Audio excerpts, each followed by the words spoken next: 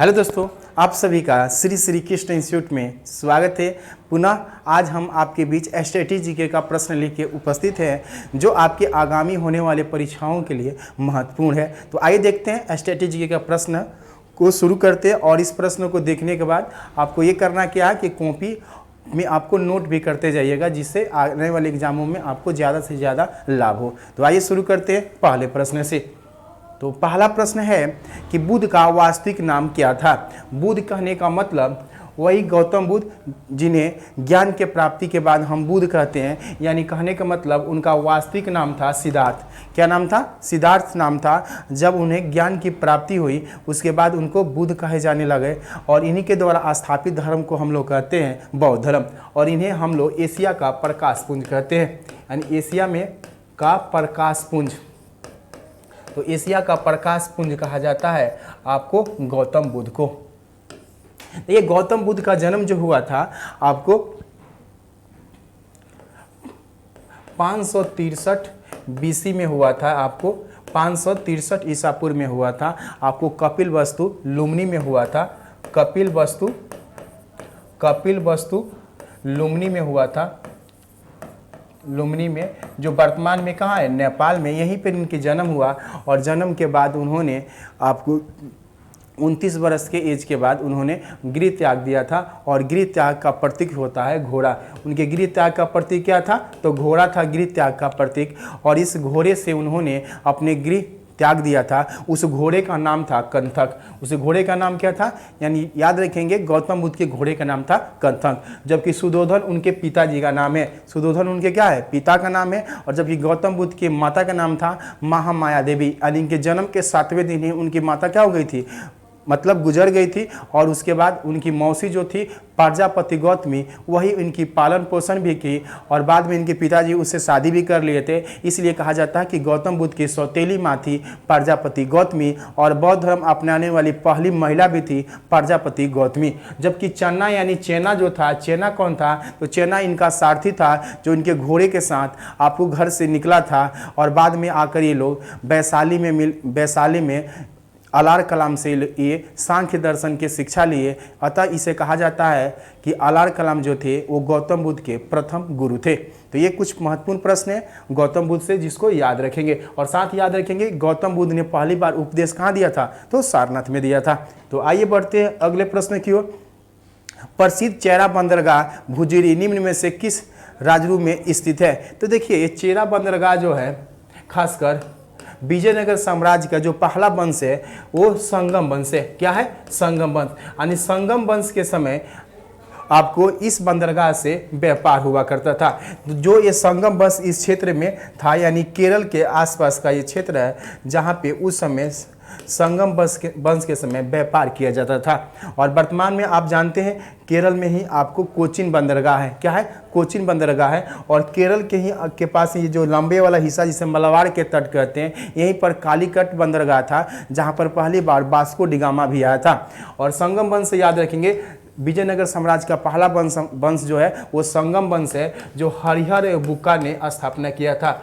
हरिहर बुक्का के पिताजी का नाम था संगम, यानी उन्हीं के नाम पर ये आपको पहला वंश पड़ा था संगम वंश। और हरिहर बुक्का ने मोहम्मद बिन तुगलक के शासनकाल में ही इस विजयनगर साम्राज्य की स्थापना किया, जिसमें पहला वंश क्या है? संगम वंश। और वर्तमान में सुने होंगे विजयनगर साम्राज्य जो है जिसकी राजधानी थी हम्पी। क्या है? हम्पी। और हम्पी क्या जो है ये खंडहर जो है वर्तमान में कहाँ है? कर्नाटक में है। और विजयनगर साम्राज्य को अभी हाल ही में कर्नाटक ने अपना 31वां जिला घोषित किया है, यानी 31वां जिला घोषित किया है। जबकि संगमकालीन बंदरगाह जो है चेरा बंदरगाह आपको किस राज्य में है वर्तमान में? तो केरल में है। कहाँ है? केरल में। तो आइए देखते हैं अगले प्रश्न को।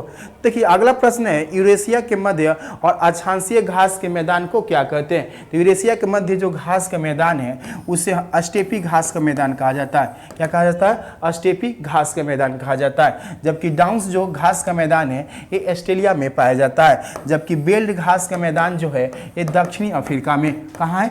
दक्षिणी अफ्रीका में है ये आपको बेल्ट। जबकि पम्पास जो घास के मैदान है ये अर्जेंटीना में है। कहाँ है?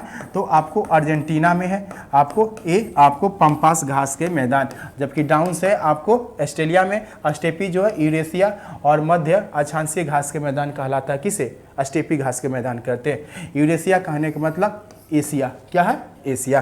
तो आइए देखते हैं अगला प्रश्न है कि अपने विश्व प्रसिद्ध मीनाक्षी मंदिर से प्रश्न, हमेशा ये प्रश्न आते रहता है कि मीनाक्षी मंदिर कहाँ है, किस शहर में है। तो ये मीनाक्षी जो मंदिर है वो मदुरै में है। कहाँ है? मदुरै में है। और ये तमिलनाडु में है। वर्तमान में कहाँ है?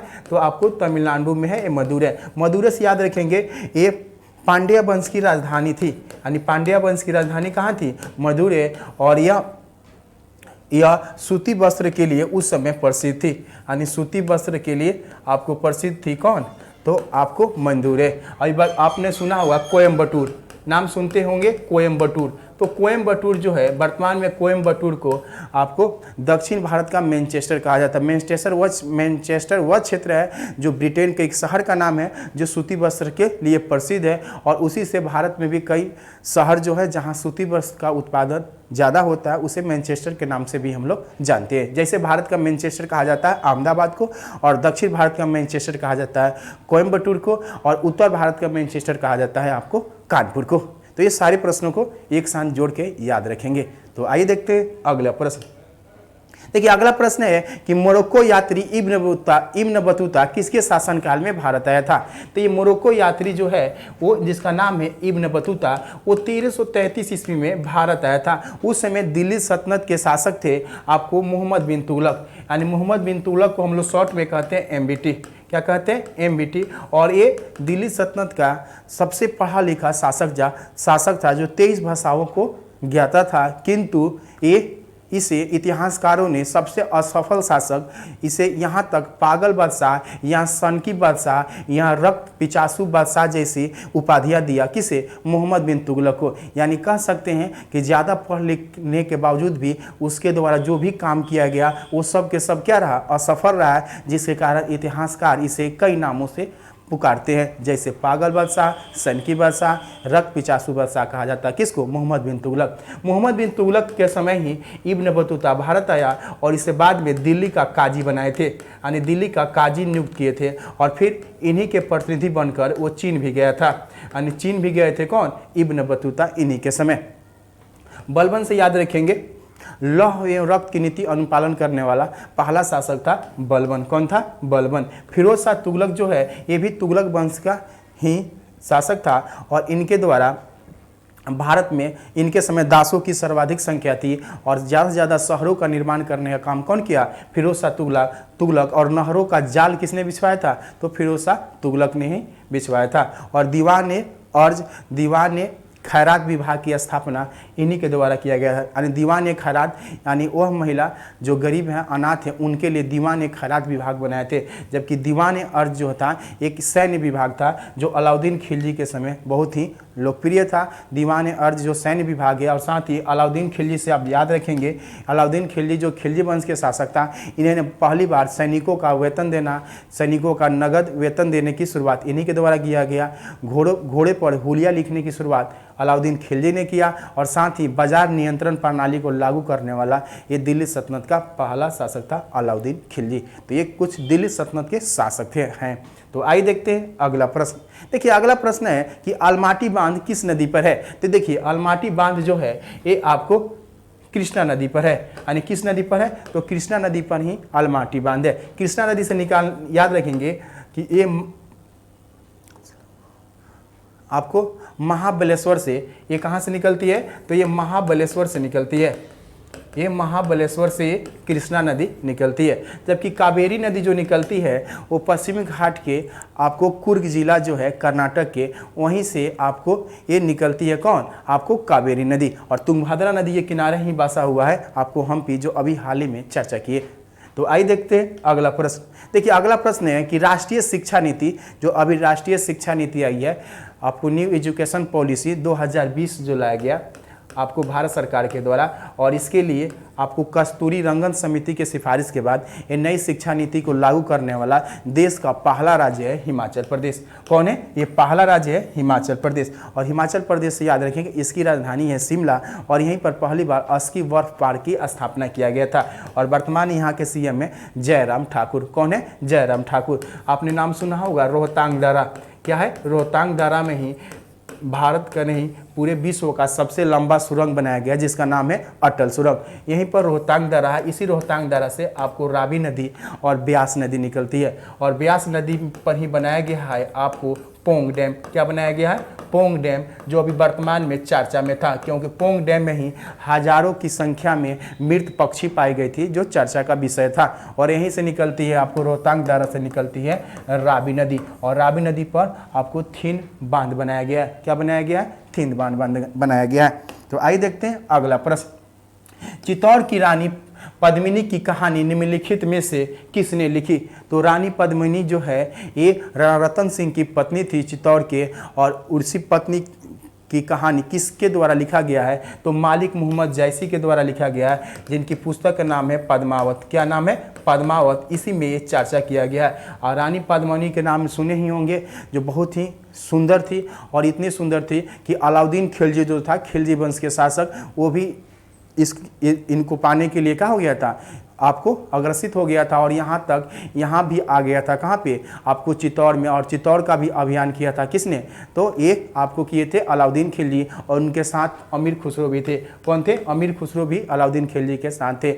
और वो बाद में आपने सुना होगा कि पद्मिनी ने अपनी स्वाभिमान को बचाने के लिए जौहर कर ली थी, यानी वो मर गई थी, आत्महत्या कर ली। तो किसने किया? तो पद्मिनी ने किया। पद्मिनी कौन थी? राणा रतन सिंह की पत्नी थी। और कहाँ की रानी? चित्तौड़ की रानी थी। और मालिक मोहम्मद जैसी की रचना जो है पद्मावत, उसी में इसकी जानकारी मिलती है। अगला प्रश्न है कि किस अनुच्छेद के तहत भारत के उच्च न्यायालय यानी हाई कोर्ट रीट जारी करने का अधिकार मिलता है? तो देखिए, रीट जो जारी किया जाता है जनरली आपको कब जारी किया जाता है? जब किसी व्यक्ति के मूल अधिकार में क्षति या कमी होती है। जैसे कि हमारे यहाँ मूल अधिकारों की संख्या 6 है। कितनी है? 6 मूल अधिकार हैं, यानी समता के अधिकार है, स्वतंत्रता के अधिकार, शोषण के विरुद्ध अधिकार, धार्मिक स्वतंत्रता के अधिकार, शिक्षा और संस्कृति के अधिकार, उसके अलावा आपको संवैधानिक उपचार के अधिकार। ये सारे जितने भी अधिकार हमारा संविधान हमको दिया गया है मूल अधिकार के तहत, तो इसमें किसी व्यक्ति की क्षति या कमी होती है तो वह व्यक्ति डायरेक्ट सुप्रीम कोर्ट या हाई कोर्ट में जा सकता है। तो यह प्रश्न पूछा है कि उच्च न्यायालय जो है, जो रीट जारी किया जाता है, वो किस अनुच्छेद के तहत जारी किया जाता है? तो हाई कोर्ट जारी करता है अनुच्छेद 226 के तहत। किसके तहत? 226 के तहत। जबकि सुप्रीम कोर्ट जारी करता है अनुच्छेद 32 के तहत। तो सुप्रीम कोर्ट पूछेगा तो मौलिक अधिकार में क्षति या कमी होने पर जो रीट जारी किया जाता है सुप्रीम कोर्ट के द्वारा, तो अनुच्छेद 32 के तहत, और हाई कोर्ट के द्वारा अनुच्छेद 226 के तहत जारी किया जाता है। अनुच्छेद 143 में कहा जाता है कि राष्ट्रपति जब भी किसी कानूनी सहायता लेनी हो तो वो आपको सुप्रीम कोर्ट के मुख्य न्यायाधीश से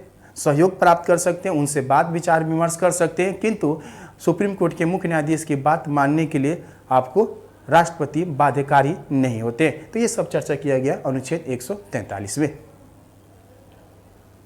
अगला प्रश्न है कि आपको अगला प्रश्न भी मौलिक अधिकार से ही है। मौलिक अधिकारों का उद्देश्य किस प्रकार के लोकतंत्र स्थापित करना है, यानी कैसा डेमोक्रेसी बनाना है, खासकर फंडामेंटल राइट के द्वारा। तो ये राजनीतिक लोकतंत्र स्थापित करना है जिसमें सबकी क्या हो? भागीदारी हो। सबकी क्या हो? भागीदारी हो। और इस मूल मौलिक अधिकार जो लाए हैं हम यूएसए के संविधान से लाए हैं, यानी यूनाइटेड स्टेट ऑफ अमेरिका से लाए हैं। और ये हमारे संविधान के आपको भाग 3 में अनुच्छेद 12 से 35 तक इसकी चर्चा किया गया, और इसका अच्छा सा आपको क्लास में भी हमने डिस्कशन करा है। तो इसलिए वीडियो को देखने के बाद क्या करना, आपको प्रैक्टिस ज़्यादा करना है।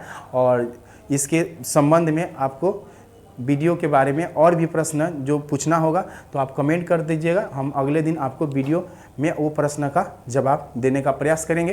तो देखते हैं अगले प्रश्न को। तो अगला प्रश्न है कि किताबुल हिंद नामक पुस्तक किसके द्वारा लिखा गया है? तो किताबुल हिंद जो पुस्तक है ये लिखा गया अलबुर्नी के द्वारा। किनके द्वारा लिखा गया? तो अलबुर्नी के द्वारा इस पुस्तक को लिखा गया। फाहियान जो थे ये चाइना के यात्री थे, और ये आपको विक्रमादित्य यानी चंद्रगुप्त द्वितीय के समय वो भारत आए थे। इनकी यात्रा वृत्तांत को फो क्यों की कहा जाता है, फो क्यों की इनकी यात्रा वृत्तांत को कहा जाता है। यानी गुप्त शासक जो थे आपको चंद्रगुप्त द्वितीय, जिसे विक्रमादित्य के नाम से भी जानते हैं, इन्हीं के समय ये भारत आए थे। अभी इब्न बतूता के बारे में अभी हाल ही में चर्चा किए थे इसी वीडियो में। अगला है कि भाखड़ा नंगला बांध किस नदी पर बनाया गया है। तो भाखड़ा नंगला बांध जो है ये पंजाब में जो है भाखड़ा नंगला बांध, ये भारत का सबसे बड़ा बांध है और ये बनाया गया है आपको सतलज नदी पर। किस पर बनाया गया, सतलज नदी पर बनाया गया भाखड़ा नंगला बांध। और याद रखेंगे भारत का सबसे बड़ा बांध पूछा जाए तो भाखड़ा नंगला बांध है जो सतलज नदी पर बनाया गया है, जो पंजाब राज्य में है। जबकि भारत का सबसे ऊंचा बांध जो है वो टिहरी बांध है। भारत का सबसे ऊंचा बांध कौन है, तो टिहरी बांध है। और ये टिहरी बांध किस नदी पर है, तो टिहरी बांध है भागीरथी नदी पर।